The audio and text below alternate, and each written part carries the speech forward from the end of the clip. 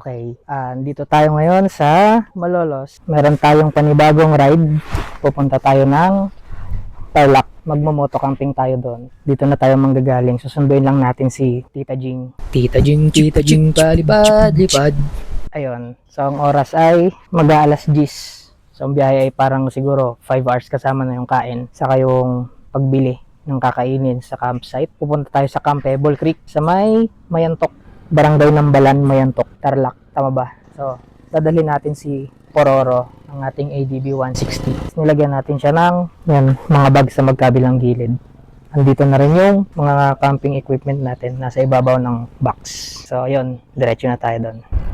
Dito tayo magmumula sa Malolos. Ang biyahe ay nasa 4 hours. Tignan natin kung makakarating tayo ng before 3. Tapos sana hindi tayo ulanin, pero meron naman tayong baong kapote. Dito na lang tayo sa daanan.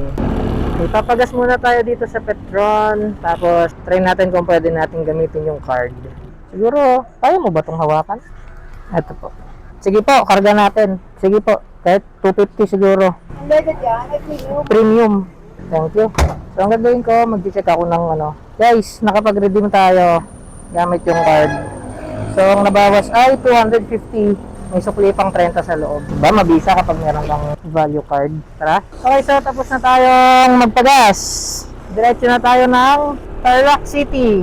Dadaan tayo sa Korean Mart dahil magluluto si Tita Jing ng masarap na Korean dish. Alam nyo na to, guys. Siyempre, pag pupunta tayong Tarlac, dito lang tayo dadaan sa may Pampanga.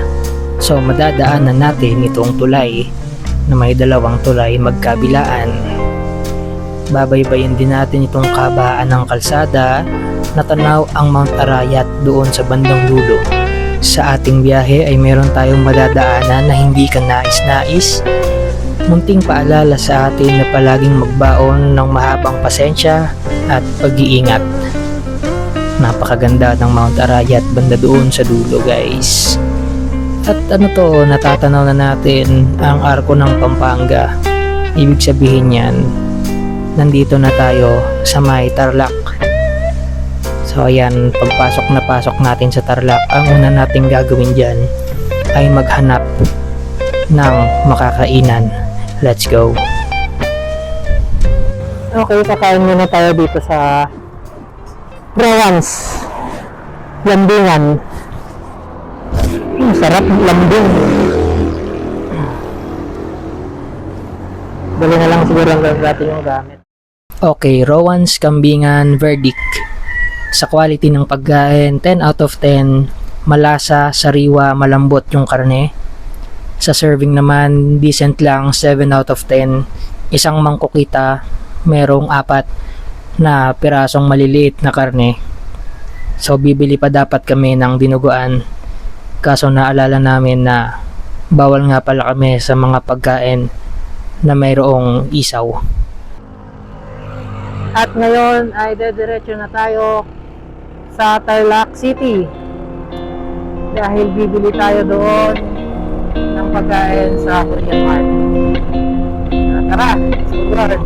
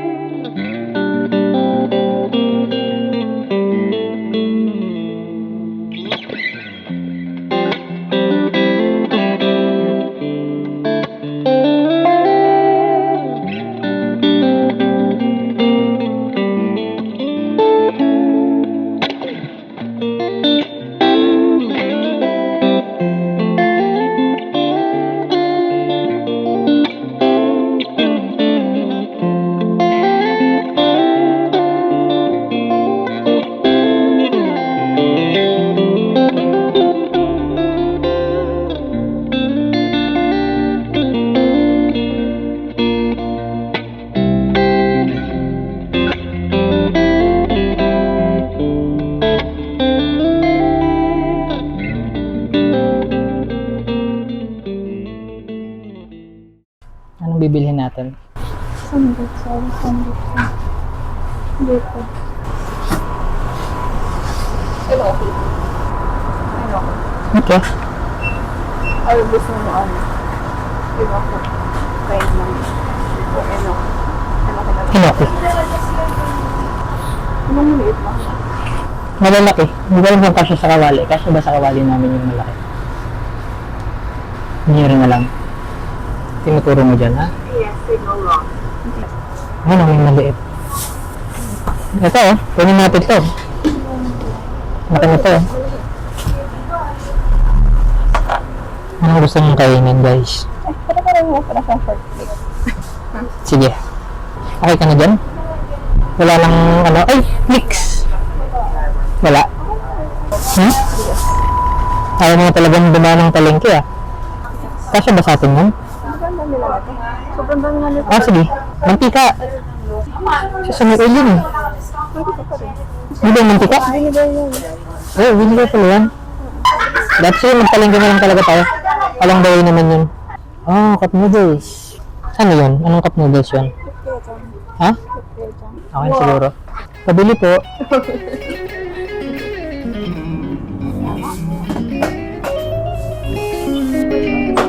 Oo, malaki. Yung helmet mo.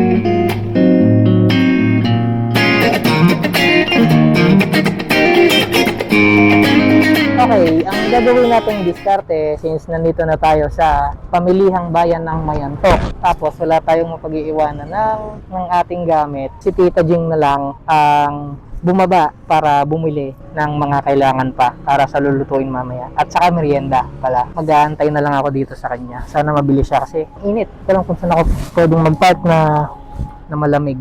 Hintayin na lang natin ang kanyang pagbabalik. Tita Jing! Tita Jing! Tita Jing! Jing! Jing! Jing! Jing! Tita Jing, palipad, lipad. Bakit? May ugat.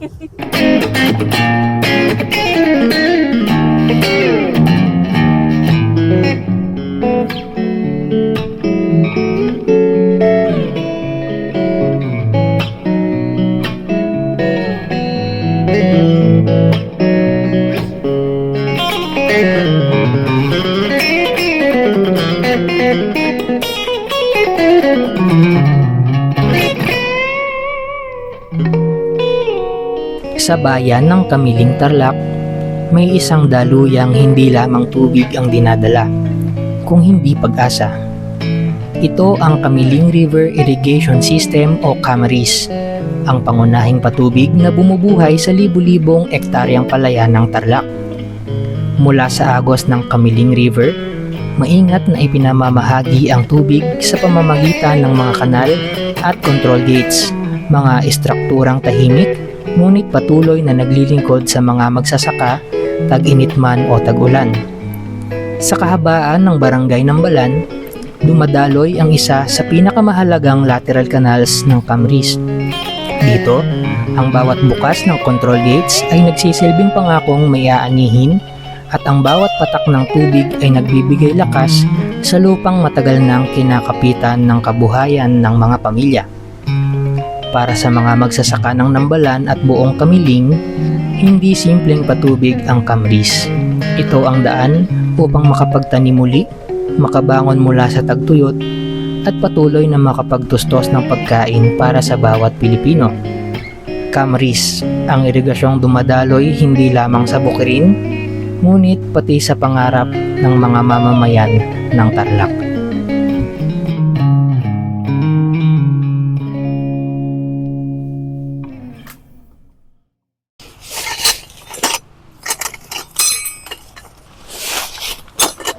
Lalapag muna. Sukatin muna natin to. Tapos, lakad ka din. Kasi mahirapan ka dito. Yan. Ito yung magiging gitna natin. Kita natin. Pwede ba tanggalan? Yeah. Let's turn it back. Ikaw siguro hawak. Papapako.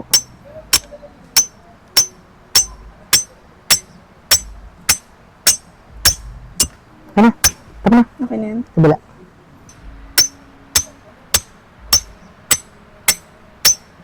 Okay na. Galing ko magpapok na. Ako na sa kabila. Ay, gusto mo din.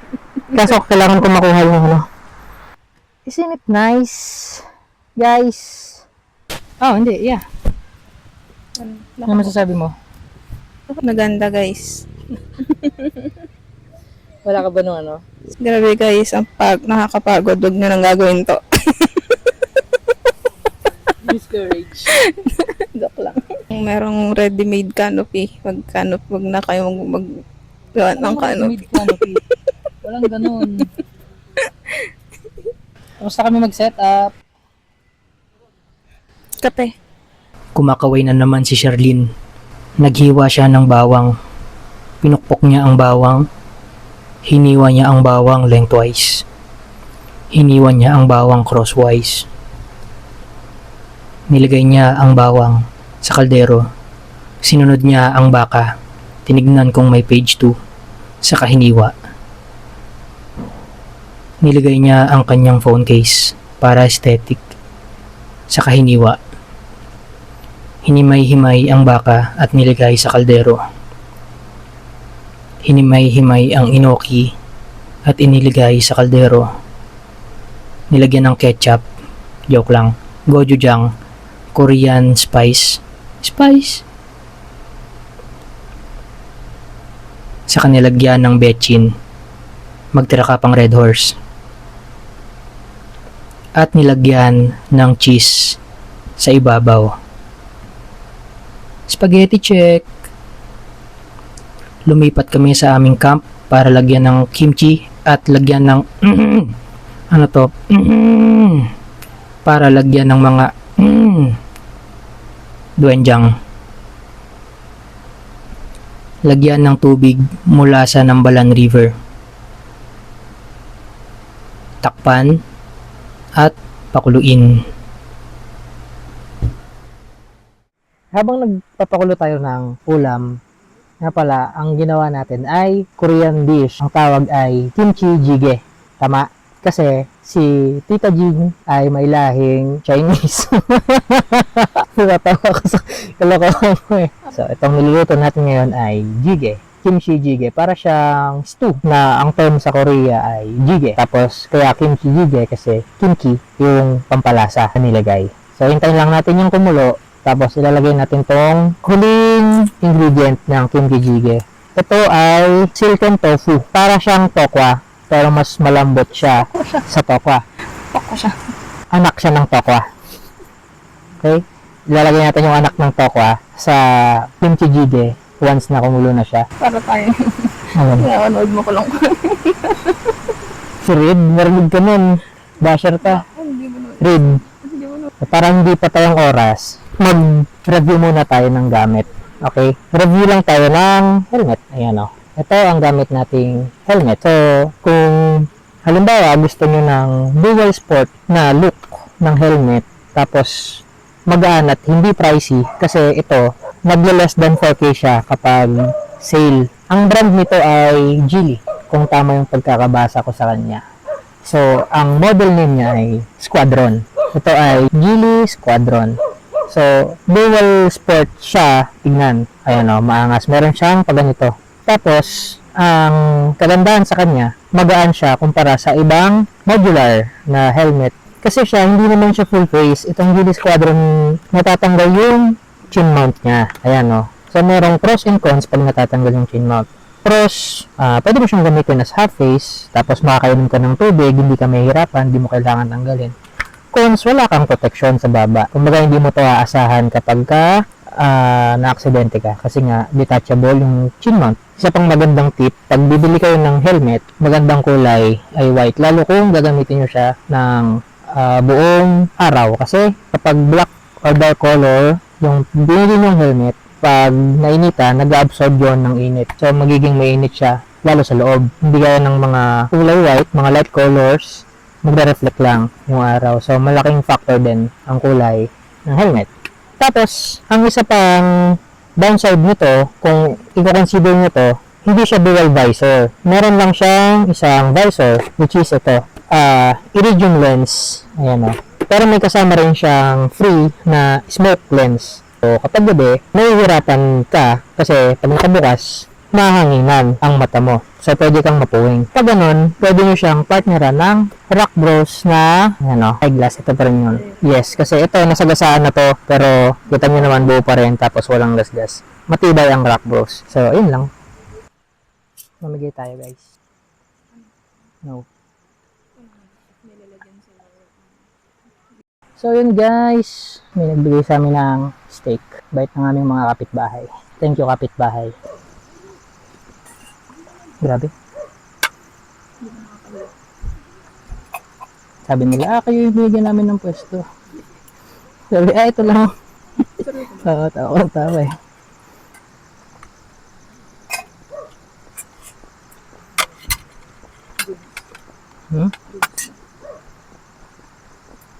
Sarap.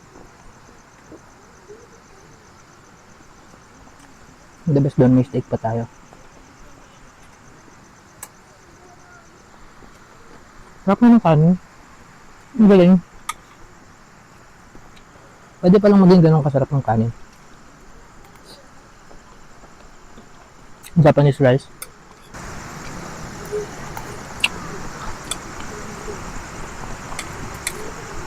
Ano pinagbuto? Hmm? Ano pinagbuto?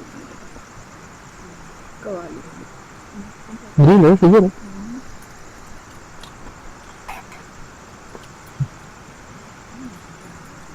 Sabagay, naka-perfect. Ang dami yan.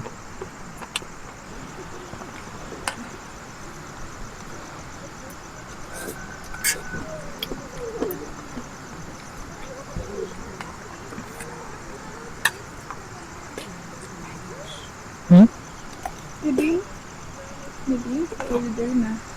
Ay. Grabe, ang sarap. Dalawa lang yung sinain mo, no? Pero, ang dami tignan. Kaya tinatanong ko kanina. Ano ko parang marami na. Yung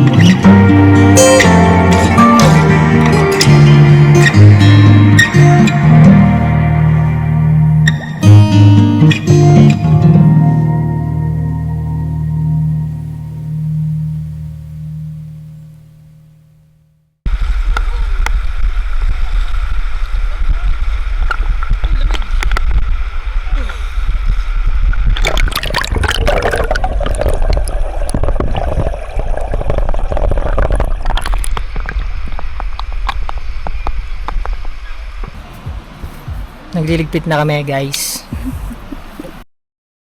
At dito na nagtatapos ang ating camping dito sa Camp Pebble Creek. So, ang masasabi natin, very well maintained itong lugar. Shoutout kay Kuya Danny, yung tagapagbantay. Sobrang galing niya mag-maintain, malinis. Saka, sobrang beginner friendly nitong campsite. So, sa mga gusto pa lang mag-start ng camping, pwede nyo i-consider itong Camp Pebble Creek. Kasi, unang-una, ang ganda ng spot, malinis ang ilog, tapos parang raw yung camping feels. Merong mga amenities, merong pavilion na kapag umulan, pwede kayong mag-evacuate doon sa gitna. Doon kayo mag-set up ng tent. At the same time, maganda yung CR, malinis. May flush, saka may bidet. Pwede siya sa maselan. Ang check-in time nila ay 9 AM. Tapos ang check-out ay 2 PM. So sobrang sulit. Sa nagastos naman, naka 600 each para sa entrance fee. Kasama na lahat doon. Tapos environmental fee na tig 30 each. Tapos yung lunch naman namin papunta, naka 165 each kami nung papunta pa lang. Tapos yung pinamili namin sa Korean Mart, umabot ng 670. Pero may mauuwi pa kaming mga pampalasa. Tapos yung tubig ay 50 pesos. Tapos sa gas naman, 250 papunta. So malamang 250 rin yung pabalik. Yun lang lahat ng nagastos natin para sa 2 tao. So tipid na siya.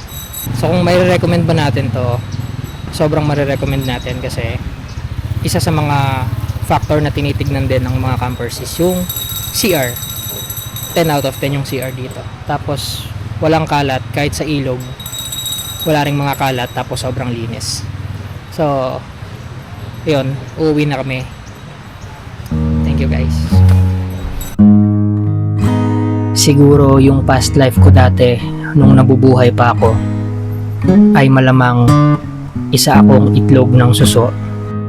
Bukod sa mahilig ako sa ilog, nandun lang ako sa ibabaw, nakatunganga, steady lang, at saka kulay pink. Shout out kay Adminato 3150. Ingat ka rin palagi. Shout out kay Engineer 30. Noted yan, hindi na tayo babarada sa bike lane.